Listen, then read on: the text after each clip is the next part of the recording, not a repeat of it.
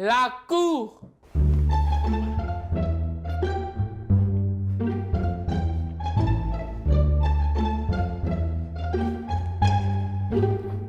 Veuillez vous asseoir.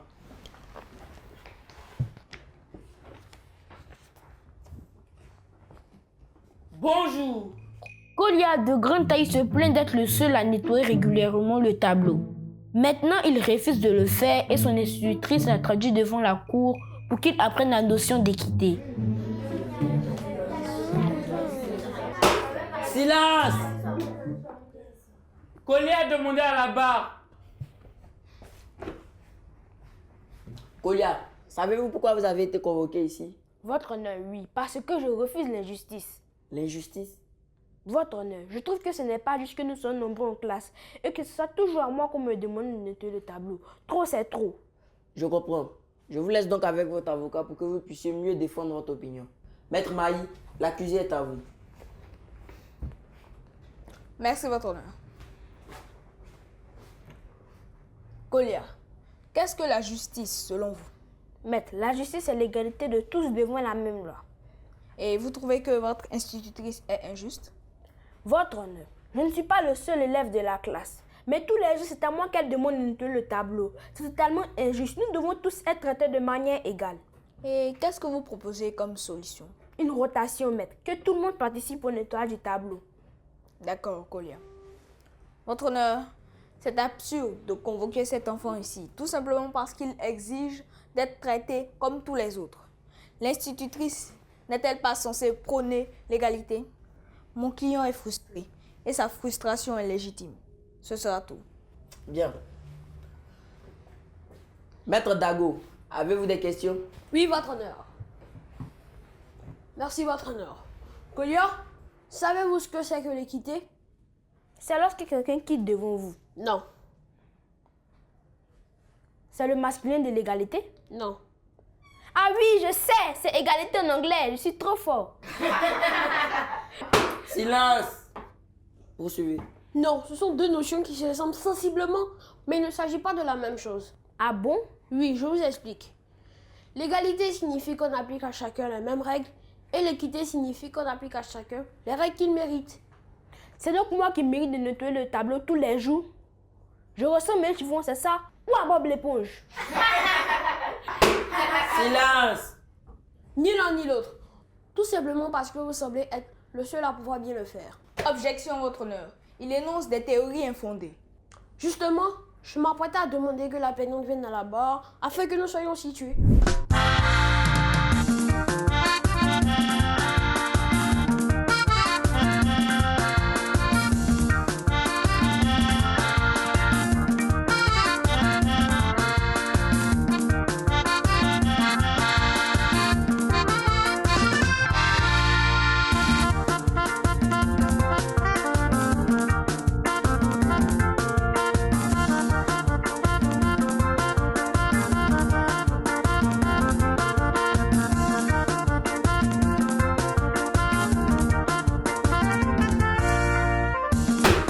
Excusez-moi, votre honneur.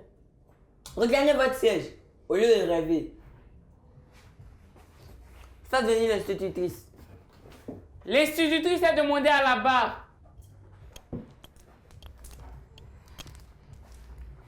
Madame l'institutrice, dites-nous, pourquoi avez-vous choisi Colia pour nettoyer le tableau? Maître, Colia est le plus grand de la classe. Il est le seul dont la main arrive assez haut pour nettoyer le tableau. C'est la seule raison pour laquelle je lui demande à chaque fois de nettoyer le tableau. Hormis cela, est-ce que vous lui avez déjà demandé autre chose? Non, maître, c'est la seule chose que je lui demande de faire. Et qu'en est-il pour le balayage de la classe et les autres corvées? Ses autres petits camarades s'en chargent. Merci, madame. Votre honneur, ce sera tout pour moi. Bien. Maître Maï, avez-vous des questions pour la plaignante? Oui, votre honneur. Merci, votre honneur. Est-il mentionné dans le règlement intérieur, madame l'institutrice, que le plus grand doit nettoyer le tableau? Non, mais il est écrit que tout enfant doit participer au corvée. Mais mon client est le seul à le faire. Et le jour où il est absent, Un autre plus grand le fera. n'est-ce pas injuste de consigner un seul enfant à cette tâche? Non, c'est équitable car il ne fera jamais notre corvée. eh bien, je vous recommande de préparer sa relève, car ce n'est pas une machine et un homme s'épuise. Ce sera tout, votre honneur. Bien. Madame l'institutrice, veuillez regagner votre siège. La séance est suspendue. Nous reviendrons pour le verdict.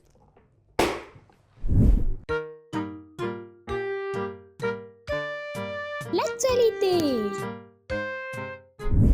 Hello chers amis et bienvenue dans votre rubrique Exploration. Aujourd'hui, nous parlerons de l'awali. Ce jeu en bois de forme rectangulaire et contenant de petites roues est l'une des disciplines les plus pratiquées dans les sous-régions de la Côte d'Ivoire, plus précisément par le peuple Akan lors des petites cérémonies. Ce jeu de société est accessible à tous. Laissez-moi vous le montrer.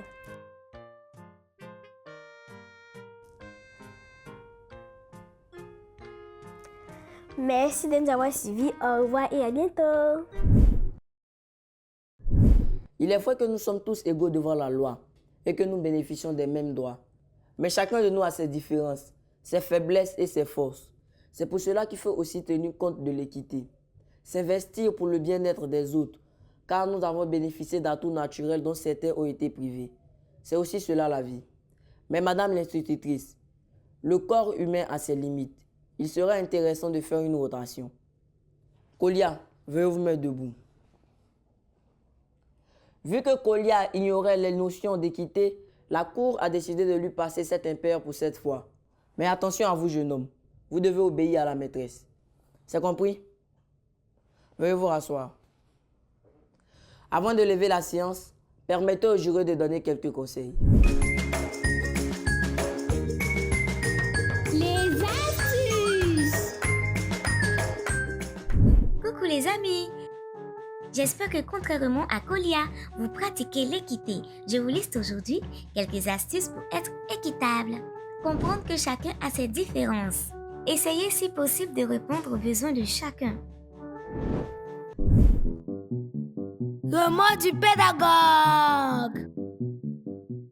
Salut les enfants! Notre sujet du jour est l'équité. L'équité consiste à attribuer à chacun ce qui lui est dû par préférence au principe naturel. L'équité fait référence à l'impartialité. Refuser d'accomplir une simple tâche que vous confie votre institutrice, c'est faire preuve de désobéissance, voire d'impolitesse. Alors ne faites pas comme Kolia, qui se comporte très mal. Il est vrai que nous sommes tous égaux au regard de la loi, alors nous bénéficions des mêmes droits, donc des mêmes traitements, ce qui relève de l'égalité. Mais il est important de savoir que l'équité est une règle qui s'applique par mérite, comme c'est le cas de Kolia, qui du fait de sa grande taille est désigné par son institutrice pour nettoyer le tableau car il est le seul élève de la classe à pouvoir atteindre le haut du tableau, ce qui n'a rien de discriminatoire. Chers parents, apprenez à vos enfants certaines règles essentielles en ce qui concerne leurs droits et leurs devoirs. Ainsi, ils auront de bonnes informations concernant la conduite à tenir face à certaines situations. Chers enfants, à travers ces explications, sachez dorénavant faire la différence entre l'égalité qui nous met sur le même piédestal et l'équité qui consiste à attribuer à chacun ce qui lui est dû par référence au principe naturel. Par exemple, à celui qui est grand de taille, il lui sera attribué des tâches en fonction de sa grande taille. Et il en sera de même pour celui de petite taille. On se dit à bientôt! Éducation civique et morale. Je découvre la constitution de mon pays. Je m'informe. Qu'est-ce que la Constitution? La Constitution, c'est l'ensemble des lois qui régissent l'État. La Constitution s'appelle aussi la loi fondamentale. Quel est le rôle d'une constitution? Une constitution organise la vie d'un État. Elle précise les principes du gouvernement d'un pays, définit les rapports entre les différents pouvoirs, énonce les droits et les devoirs des citoyens. Quelle est la structure de la constitution de notre pays? La constitution de notre pays comprend un préambule. Dans un préambule, le peuple de Côte d'Ivoire proclame son adhésion aux droits et aux libertés tels que définis dans la Déclaration universelle des droits de l'homme et de la Charte africaine des droits de l'homme et des peuples. 15 titres. Ces titres se rapportent notamment aux libertés, aux droits, aux devoirs des citoyens et du gouvernement. Il précise aussi, entre autres, les rôles du président de la République et les rapports entre le pouvoir exécutif, le pouvoir législatif. 2 chapitres. Chapitre 1. Des libertés et des droits. Chapitre 2. Des devoirs. 133 articles. C'est l'ensemble des lois qui indiquent aux citoyens de notre pays et à tous ceux qui y vivent leurs droits sans oublier leurs devoirs vis-à-vis de la nation. Quels sont les principes fondamentaux de la Constitution de notre pays? La Constitution de notre pays est fondée sur 3 principes qui sont l'indépendance et la souveraineté de la nation, son unité et son invisibilité, la nature du régime démocratique selon la formule gouvernement du peuple, par le peuple et pour le peuple, la nature de la reconnaissance aux citoyens ivoiriens de droits et de libertés sous le contrôle du pouvoir judiciaire. Voici quelques articles de notre Constitution. Article 2. La personne humaine est sacrée. Tous les êtres humains naissent libres et égaux devant la loi. Ils jouissent des droits inaliénables que sont les droits à la vie, à la liberté, à l'épanouissement de leur personnalité et au respect de leur dignité. Les droits de la personnalité humaine sont inviolables. Les autorités publiques ont l'obligation d'en assurer le respect, la protection et la promotion. Toute sanction tendant à la privation de la vie humaine doit être interdite. Article 6. L'État assure la protection des enfants, des personnes âgées et des personnes handicapées. Je m'engage. Une constitution étant l'ensemble des textes qui disent comment un pays doit être gouverné. Je m'engage à connaître la constitution de mon pays et à la comprendre pour un bon citoyen.